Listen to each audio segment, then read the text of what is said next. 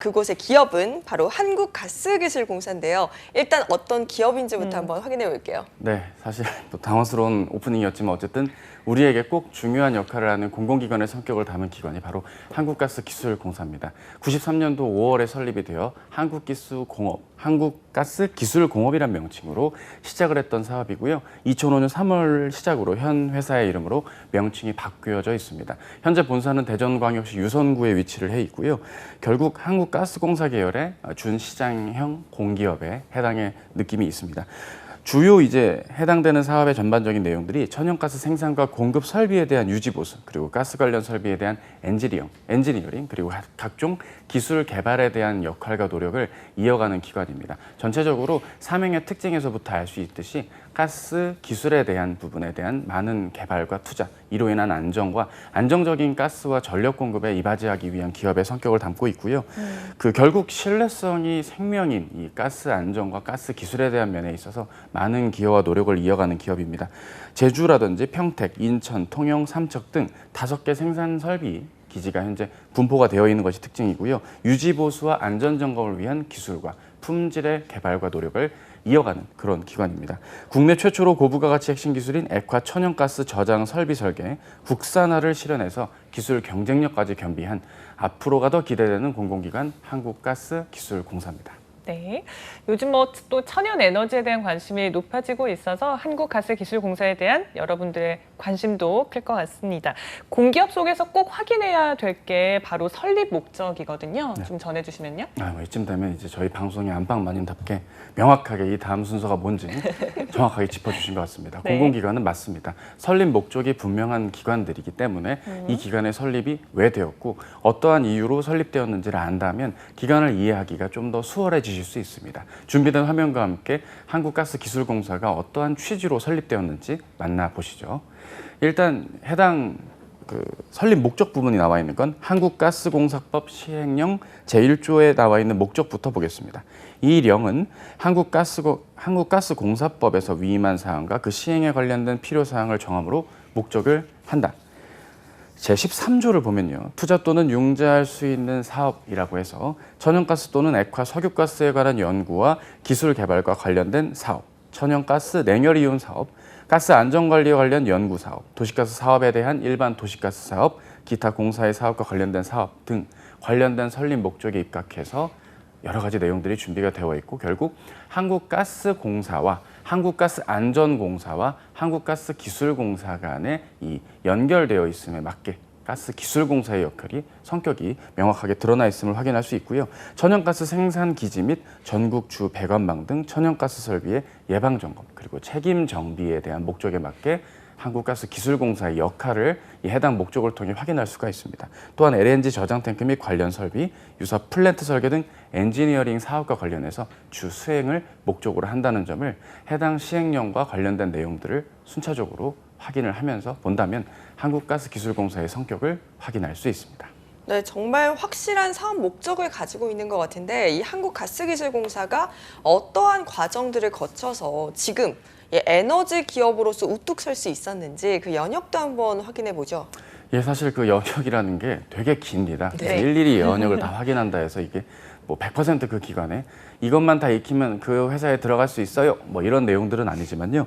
전체적으로 그 기술공사의 한국가스기술공사의 연역을 보았을 때 우리가 좀 주목해야 되는 부분들은 기술 개발적인 부분들의 아낌없는 투자 그리고 품질 경영에 있어서 공공기관들의 사업 성과 중에서도 우뚝 솟아있는 기관이라는 걸 확인할 수가 있습니다.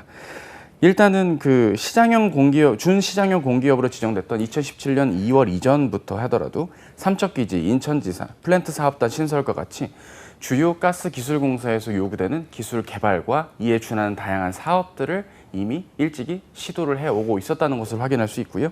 2017년도 2월부터 각종 ISO나 녹색기술 인증에 대한 부분들, 수소, 바이오, 냉열 등 신성장 사업을 확대한다거나 제주 LNG지사를 개소하는 등에 있어서 결국 한국가스기술공사가 해주셔야 될 역할들을 일정 수준 잘 소화하고 있다는 점을 우리가 확인할 수 있다는 점, 그 부분에 우리가 좀 만족해야 되겠고요. 2020년 11월에 국가품질경영대회 대통령상 7년 연속 수상이라 인정이라던가 재경감 우수 기업 인증 획득과 같이 결국 해당 기업이 추구해야 될 목적에 맞게 기관의 성격과 역할 다 하고 있고요. 이는 결국 높은 매출의 증가로도 이어질 수 있겠다는 사실. 뒷부분에 가면 2030 경영 목표라는 게 보일 텐데 매출 1조 원을 목표로 하는 2030년을 위해서라도 지금의 이러한 기술 투자와 품질 우선주의의 경영은 공공기관답지 않은 공격적인 노력과 성과로 연결된다 생각합니다. 네, 연역을 쭉 보니까 최근 들어서 신사업 분야를 굉장히 확대해 왔다는 걸 알 수 있는 것 같습니다.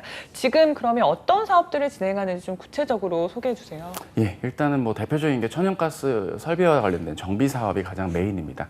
우리나라가 천연가스라는 것이 주요 18개 국가에 수출이 되어 있는 게 우리나라의 천연가스 사업의 주특징입니다.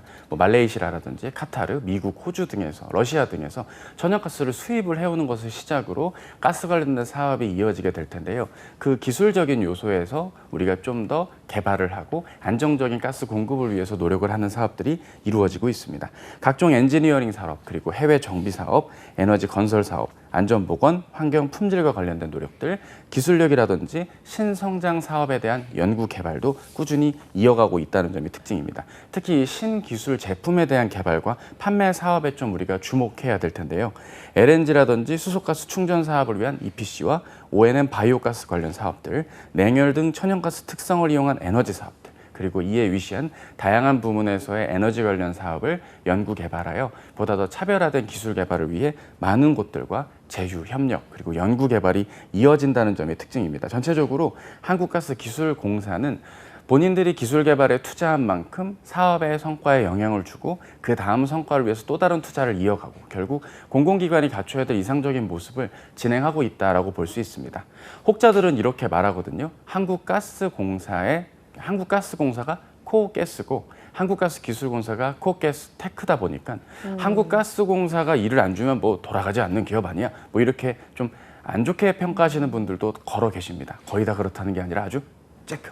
근데 이제 그런 분들의 이런 쬐끄만한 이런 피드백은 전혀 가당치 않다, 맞지 않다고 저는 생각을 합니다. 실제로 이 기업과 기관의 성격을 명확하게 이해하면서 현재 사업을 되짚어 보신다면 자가 발전도 충분히 가능하고 가스 안전과 기술 발전을 위해서 많은 노력을 이어가는 기관임을 우리는 확인할 수 있겠습니다. 네, 정말 에너지와 관련한 굉장히 많은 다양한 사업을 지금 진행을 하고 있는데요. 일단 한국가스기술공사가 어떤 비전과 전략을 가지고 나아가고 있는지 이 부분도 한번 체크를 해볼게요. 네, 좋습니다. 결국 그 기관을 알려면 비전과 미션을 아는 것만큼 중요한 건 없겠죠. 뭐 일반 기업체를 지원할 때는 사실 뭐 이렇게까지 중요하진 않다 볼 수 있지만 거의 공무원이 되었다는 마음으로 거의 공직자의 윤리에 가깝게 해당 기관의 구성원이 된다는 마음을 안고 해당 기업의 미션과 비전을 이해하시는 것이 일반적인 6급의 뭐 주임급이든 7급 대리급 지원이시든 경력직 지원이시든 어느 기관이나 특히 이 한국가스기술공사는 이 부분에 대한 노력들 잘 챙겨주셔야겠습니다. 한국가스기술공사의 미션은 깨끗한 에너지, 안전한 세상, 행복한 미래라고 알려져 있습니다. 비전은 세계 인류 에너지 기술 기업입니다. 성격도 명확하고 분명한 특징이 있겠죠. 이러한 미션과 비전을 성취하려면 아무래도 핵심 가치적인 면에서 해당 기업의 구성원들이 이러한 벌추를 추구하는 것이 무엇보다 중요합니다. 안전을 위한 최선, 국민을 향한 소통, 성장을 위한 혁신, 미래를 향한 도전. 와닿지 않으시죠? 하지만 각각 지원하시려는 직렬과 직군에서 본인의 맡은 바 역할을 다했을 때 이 4가지 가치가 자연스럽게 시도가 되는 것입니다. 임직원 어느 한두 명의 개인기라든지 한두 명의 강점만으로 한국가스기술공사가 원활하게 사업을 영위할 수는 없을 것입니다. 결국 이러한 핵심 가치를 평소 업무를 하시는 데 있어서 그게 일반 근무시든 지원직이든 간에 가릴 거 없이 본인의 역할 수행을 잘 해주셔야 된다는 그런 면들 핵심 가치를 통해서 우리가 확인할 수 있고요. 이러한 핵심 가치가 잘 일어났을 때 궁극적으로 한국가스기술공사 사업의 전략의 방향도 올바르게 수립될 수가 있습니다. 실제로 이 한국가스기술공사의 전략 방향만 보더라도요. 친환경 에너지 정비 사업을 강화한다. 실제로 그린 뉴딜이라는 키워드와 함께 수소경제, 수소에너지가 요즘 더 화랑을 띠고 있는 이 와중에 평택시라든지 제천시에서 다양한 수소 충전소를 건립했다는 소식들이 일찍이 들려오는 곳이 바로 이 한국가스기술공사와 관련이 있습니다. 이런 친환경 에너지 정비 사업에 박차를 가하고 있다는 점은 현재보다 미래가 기대되는 면으로 볼 수 있고요. 사회적 가치 실현, 결국 이 에너지 관련된 공공기관들은 결국 우리 사회에 있어서 없어서는 안 될 중요한 역할을 하는 기관들일 겁니다. 사업 자체가 안정적으로 흘러가는 것만으로도 사회적 가치 실현에 해당이 되겠죠. 단순한 일회성 봉사활동이 여기서 말하는 사회적 가치 실현이 아님을 밝힙니다. 미래 성장 동력 확보, 결국 앞서 말씀드린 수소경제를 필두로 기존에 있던 사업뿐만 아니라 신성장 동력까지 중장기적으로 고민을 하고요. 네. 가스 기술 개발과도 연계를 지어서 보겠다는 노력도 확인할 수 있습니다. 미래지향적인 조직 경쟁력 제고, 결국 조직 구성원들의 조직 문화라든지 이탈 방지, 퇴사 비율 줄어들이기, 뭐 이런 면면들에서 자부심을 갖고 일할 수 있는 기관으로 나아가기 위한 노력을 확인할 수 있겠습니다. 네. 확실히 공사여서 그런지 어떤 공익에 대한, 공익 가치에 대한 어떤 의무 그리고 책임감이 많이 느껴지는 것 같습니다. 앞서서도 한국가스공사와 차별화되는 점을 짚어주시긴 하셨는데 사실 공기업들이 이름이 좀 비슷비슷해서 네. 여러 가지 오해를 낳기 쉬운데요. 맞습니다. 한국가스기술공사가 추구하는 그 가치와 기술력에 대해서 여러분들 좀 잘 아셔야 될 것 같습니다. 그러면 이곳은 좀 어떤 인재를 원하는지 저희 인재상도 확인해 볼까요? 예, 뭐 대한민국의 모든 기업이요, 인재가 도전적이고 열정적이고 고객지향적이어야 된다고 우리 다 생각하고 있지 않습니까? 네. 아니나 다를까 지금 이 기관의 인재상도 그러합니다. 도전과 열정, 고객지향의 가치를 실천할 수 있는 인재를 선호하고 있습니다. 하나씩 짚어본다면 도전의 경우라고 했을 땐 새로운 세계에 도전하는 사람. 결국 새로운 세계에 도전을 한다는 것이라는 게 뜬구름 잡는 이야기일 수도 있지만 앞서서 말씀을 드렸던 그 한국가스기술공사의 중장기 경영 목표와도 맞닿아 있습니다. 네. 여러분들이 이러한 자료들을 보실 때 자기소개서는 물론이고요. 면접 전형 등에서도 자신을 어필할 때 여기 나와 있는 인재상 도전, 너 도전, 나 도전, 우리 도전 이런 식으로 1:1 매칭 커플 프로그램처럼 이야기를 하시면 안 되고 결국 이러한 인재상에서의 모습이 나의 과거의 어떤 경험이나 경력에 해당이 될 것이며 중장기 경영 목표 달성에 어떻게 도움을 줄 수 있는지를 같이 잘 연결지어 주시면서 이해, 해석해 주시길 바라겠고요. 열정, 헌신적인 열정을 가진 사람, 결국 자기 업무에 대한 책임감과 자부심으로 일을 할 수 있는 사람, 고객의 문제 해결에 유능한 사람. 이 고객이라는 것이 외부의 거래처라든지 일반 우리 국민일 수도 있고요. 내부 구성원들 간 나와 입장과 역할이 다른 내부 고객 간의 역할, 즉 동료와의 관계도 고객으로 해석될 수 있습니다. 따라서 이 결국엔 도전과 열정, 고객이 뭐 비슷한 느낌의 단어들이라고 보실 수 있지만 조금은 각각 다르며 중장기 경영 목표인 2030 경영 목표와 일정 수준 맞닿아 있고 본인의 과거 역할과 잘 매조지어 줘야 된다는 점 주목해야겠죠. 잠시 뒤에 말씀드리겠지만 작년도 매출이 2,700억 원에 해당되는 기관입니다. 매출이 1조 원으로 도달하기엔 아직 조금 모자란 부분도 있겠죠. 앞으로 더 나아가기 위해 노력에선 이러한 인재상의 노력들 일정 수준 필요하겠습니다. 사회적 가치 지수 최우수를 달성하기 위해서라도 기존의 사업만 잘 이어가도 이 가치 도달할 수 있을 것입니다. 지원하시려는 그 부문에서의 역할들 무엇보다 중요하지 않을까 싶습니다. 예비 인재가 되고 싶으신 여러분들이라면 이러한 내용들 놓치지 말고 챙겨주시면 좋겠습니다. 네, 도전, 열정, 고객 지향 이런 인재상에 걸맞는 우리 인재 여러분들이 지금 한국가스기술공사를 주목해야 할 이유, 차쌤께서 뽑으시는 이유는 어떤 게 있나요? 예, 두 가지 정도가 있습니다. 일단은 매출액과 총 포괄 손익이라는 두 가지 관점입니다. 아니 대부분 이제 현장에서 근무하실 분들이 뭐 이런 것까지 고려해야 됩니까? 라고 반문하실 수도 있지만 이 수치를 외우라는 것이 아니고요. 회사의 발전 가능성을 가늠할 수 있는 객관적인 성과 지표를 우리는 재무제표 상태를 통해 확인할 수가 있습니다.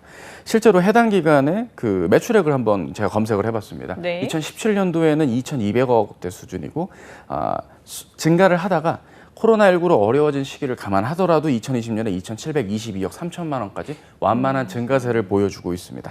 이러한 매출의 증가는 기존에 있는 사업의 매출 증가는 물론 현재 수년간 투자를 이어가고 있는 신성장 동력의 사업들까지 시너지가 난다면 앞으로 8년 뒤, 9년 뒤엔 매출 1조 원이라는 경영 목표에 가까워지지 않을까라는 기대감도 숨길 수 없습니다. 또 하나는 이제 요약 손익 개선서라는 게 우리가 사실 있습니다. 이 총 포괄 손익이라는 개념이 있는데요. 쉽게 말해서 그 기관이 사업을 할 때 얼마만큼의 마진을 남겼냐라는 뜻을 우리는 총 포괄 손익이라는 키워드로 확인하게 됩니다. 해당 총 포괄 손익의 금액을 봤더니 2019년도엔 6천만 원, 6,334백만 원, 거의 뭐 63억 원에 가까운 수치겠죠. 2020년의 경우도 3,599만 원, 조금 완만하게 떨어진 부분이지만 이 3,599백만 원의 수치를 보았을 때 우리가 알 수 있는 건 조금 꺾이는 성장자의 손익이라 할지라도 마이너스가 아니라 플러스됨을 의미하는 걸 확인할 수 있습니다. 추가적으로 손해보다는 이익 위주의 성과가 났다는 것은 해당 기관이 안정적으로 사업을 이어가면서도 수익을 잘 확보하고 있다는 점에서 안정적인 사업 그리고 발전 지향적인 것도 두 마리 토끼를 같이 잡고 있다는 점에서 우리가 주목해야 될 기준이 될 것입니다. 네, 매출도 꾸준히 증가하고 있고 손익도 나쁘지 않고 그러면 이런 한국가스기술공사의 직원들의 연봉 수준은 어떤지도 궁금한데요. 예, 사실 이게 실제 다니시는 분들이 들으면 좀 속상하실 수도 있거든요. 아, 왜죠? 임직원 전체 평균으로 치면 6천만 원대의 연봉을 네. 받게 됩니다. 하지만 특히 신입사원분들께서 보셨을 땐 평균 연봉이 6천인데 나는 왜 내 계좌에는 이렇게 적지라고 생각하실 수 있을 텐데 저도 직장 생활 해봐서 합니다. 네. 좀 야속하기도 하죠, 그죠? 새 전으로도 카운트되기도 하고요. 어쨌든 평균 연봉은 지난해 연말 기준으로 6,859만 원으로 알려져 있습니다. 여타 공공기관들의 전 직원, 일반적으로 국내 내에 있는 메이저 공기업이든 지방 공기업이든 다 합쳤을 때 일반적인 주요 공공기관들의 임직원 전체 평균이 5,232만 원인 선을 감안한다면 높은 수치에 해당은 될 수 있습니다. 하지만 신입사원만을 놓고 봤을 때는 조금 낮은 수치일 텐데요. 신입사원의 초임의 경우라고 한다면 연봉이 3,478만 원입니다. 이 3,478만 원은 사실상 실수령은 한 200만 원대 후반이 되지 않을까. 역시 받아본 사람이 안다고 나름의 느낌 정확하게 담아봤겠죠. 하지만 1년 미만의 경우에 해당되는 수치고요. 앞으로 근무를 하시고 그 안에서 사업의 사세가 커지고 다양한 복리후생의 혜택까지 더 가미된다면 3,400만 원이 아니라 그 이상의 가치와 기쁨을 업무를 통해 성취감을 느끼실 수 있을 겁니다. 네, 연봉은 계속해서 오를 수 있는 부분이니까요. 이번에는 상반기 채용 공고가 떴다고 들었는데 채용 공고도 확인해 보죠. 예, 총 73명을 채용하는 소식입니다. 하지만 그중에서 신입사원은 64분을 채용한다는 소식인데요. 공공기관 치고 좀 적게 뽑는 거 아닙니까? 라고 할 수 있겠지만 네. 여러분, 지금 6월입니다. 6월에 신입을 뽑는 기간도 우리에게 다가왔습니다. 조금이라도 본인이 관련이 있는 기관의 성격이라면 뽑는 인원의 티오보단 채용 기회가 왔다는 점에 우리가 주목하면서 지원의 폭을 넓혀가고 이어가 주시는 것이 어떨까 싶습니다. 경력직 채용이 나머지 한 9분 정도가 되고 나머지는 신입사원 채용이니까요. 그 부분에 대해 살펴볼 거고요. 6급은 이 기관에서 주임을 의미하고 7급은 그보다 밑에 직원을 의미한다는 사실 기억해 주시면서 공고를 같이 보겠습니다. 일반직 관련해서 6급의 1 직급은요. 대전에서 기록물과 관련된 직원으로 한 분을 채용을 합니다.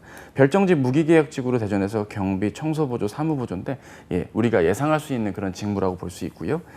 정비 관련돼서 일반직 정비, 설계, 플랜트로 6급 이의 전국에 기계 일반 10분, 전기직 13분, 토목으로 7분이 채용을 이루어져 총 30분의 채용이 가장 많은 티오로서 채용이 이루어질 전망입니다. 아니 이미 그렇게 공고가 나왔고요.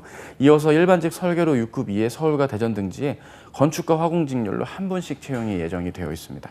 이게 되게 공고가 이렇게 인원이 적으면 아유 이거 내가 지원해봤자 뭐해 라고 생각하실 수도 있을 텐데요. 네. 이럴 때일수록 본인에게도 기회가 있을 수 있으니 오히려 틈새를 노린다는 마음으로 소신껏 지원 자격에 해당이 된다면 노려보시는 것도 저는 나쁘지 않은 접근이 아닐까 싶습니다. 기술 영업과 관련해서도 기술 공통으로 3분 정도 채용을 할 텐데요. 대개 이런 분들의 경우라고 한다면 기술 영업이니까 내가 그냥 일반 인문 상경을 나와도 괜찮겠지라고 생각하시겠지만 이 기술 영업은 결국 해당 산업에 대한 이해도가 있을 공학 계열 분들의 지원도 덜어 있을 테니 이 점을 좀 감안해 주시는 노력도 필요하겠습니다. 일반직 정비 7급으로도 전국에 기계 5분, 전기직 5분에서 10분, 그리고 지원직 기타 기술 공통과 중장비로 15분의 채용이 예정이 되어 있습니다. 네, 이렇게 모집 분야 그리고 인원까지 확인해 봤고요. 지원 자격은 어떻게 되는지 그리고 우대 사항은 어떤 것들이 있는지 확인해 볼게요. 예, 지원 자격과 우대 사항은 채용 공고를 통해 나와 있는 내용 준비를 해보았습니다. 같이 보시면서 이야기 나눠보시도록 하겠습니다. 일단은 소개된 것 중에 가장 자격 요건과 우대 사항 중에서 일반직 신입의 6급 1, 그 사무 기록물을 대전에서 근무하시는 경우는요. 기록관리학과 관련된 석사학위 혹은 기록관리학, 역사학, 문헌정보학 학사학위의 소지자분들에게 해당이 될 텐데요. 기록관리학 석사하시는 분이 한 분이라도 지원을 하시게 된다면 아무래도 그분에게 좀 더 집중이 되겠지만 그렇게 된다고 꼭 그분이 합격한다는 보장은 없는 겁니다. 이게 일반 사기업과 같이 전공이 부합하면 무조건 유리하다, 불리하다라는 그런 좀 이분법적인 접근보다는요. 지원 자격 요건의 우대 사항이라도 조금이라도 해당이 된다면 한번 고민해 보시는 것 부탁드리겠고요. 네. 일반직 신입의 정비, 설계, 플랜트 등에 관련해서는 6급 이하 즉 대졸자 분들께서 지원하실 수 있는 이 직급의 경우라고 한다면 일단 필수로는 운전면허 1동 보통 소지자분들께 기회가 돌아갑니다. 대부분 그 공기업들에서 그 운전면허 1종 보통을 소지하는 게 그렇게 큰 메리트가 있는 것 없겠다라고 하신 분들의 좀 소리들이 있으셨지만 실제로 이 지금 채용을 지원하시는 분들의 어떤 다양한 메시지라든지 게시판들의 글들을 본다면 내가 이럴 줄 알고 일종 보통을 땄다 뭐 이러신 분들도 계신데요. 필수 자격에 해당이 되는 부분이 참고를 해주셔야 되고요.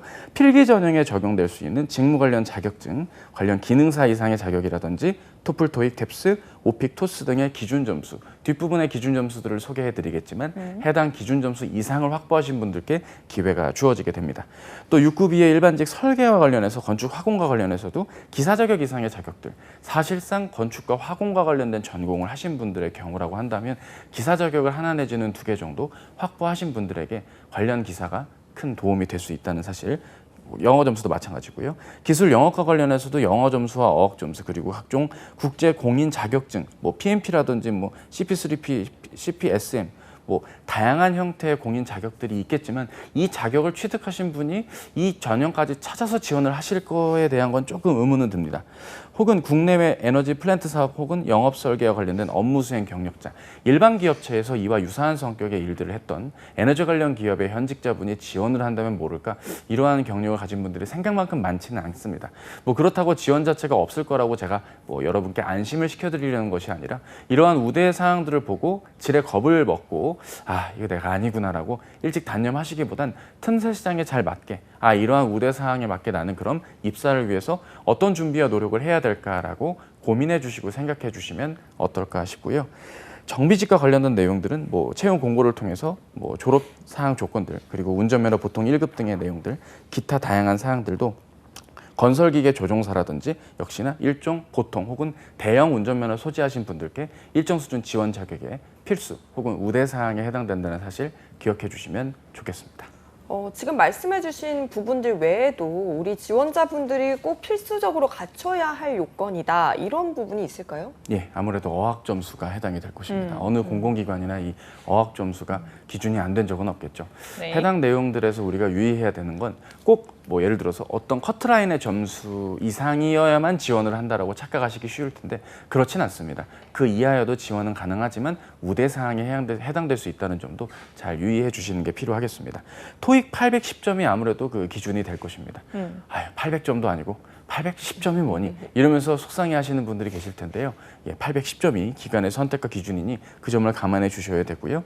오픽 점수도 IM2와 IH, 예, 기술 영업이 아니고서는 IM2라고 한다면 토익 점수와 유사한 형태, 아니 어쩌면 토익 점수 810보다 좀 더 높은 레벨의 오픽 점수, 한 오픽 IM 뭐 1 정도여도 좋았을 텐데 IM2 이상을 요구하는 것, 그리고 토익 스피킹 레벨 140점을 요구한다는 건 일정 수준 이 기관에서 어학 점수로도 인재 기준의 커트를 조금은 높여서 판단하진 않을까라는 생각도 조심스럽게 해보게 됩니다. 여러분들이 우대 요건에만 해당이 되신다면 소신껏 적극 지원하시는 것도 여러분들의 성공적인 합격에 도움이 될 것 같습니다. 네.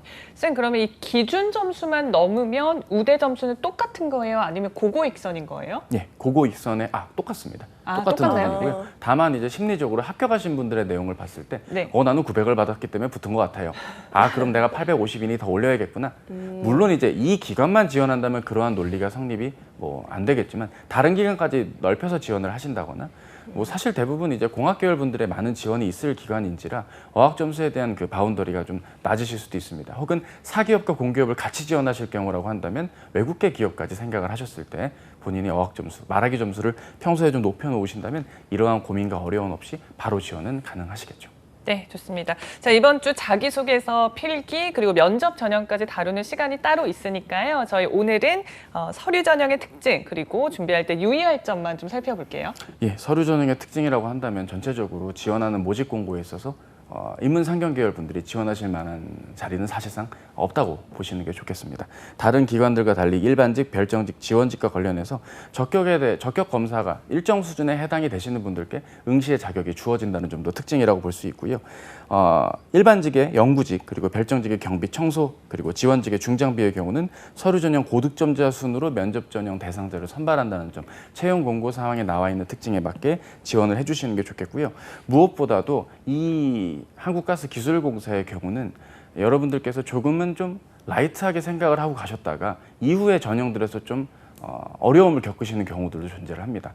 마치 이 기관이 어떤 사업을 하고 내가 들어가서 어떤 일을 하는지에 대한 설명들, 그리고 직무 기술서상에 나와 있는 내용을 충실히 이행을 하지 못했다가 그냥 본인의 전공 지식이라든지 어느 정도 경험만 적당히 정리해서 지원을 한다 했을 땐 오히려 이후에 전형들에서 좀 어려움을 겪으실 수도 있겠다는 부분들 잘 말씀드리고 싶고요. 지원 자격이라든지 우대 사항들이 다른 기관보다 조금 심플하게 안내가 되어 있다는 점도 우리가 뭐 그렇게까지 어렵게 기관에 대한 정보와 내용들을 찾아서, 그리고 나의 강점의 이력과 자격 사항들 때문에 이것저것 계산해 보지 않고 심플하게 지원할 수 있다는 점도 전반적인 서류 전형에서 갖고 있는 특징이 아닐까 싶습니다. 네, 지금까지 우리 한국가스기술공사의 서류 전형에 대해서 이야기를 나눠보고 있는데, 앞서서 말씀해 주셨듯이 좀 라이트한 마음으로 갔다가 이후에 조금 멘붕이 올 수 있다라고 하셨어요.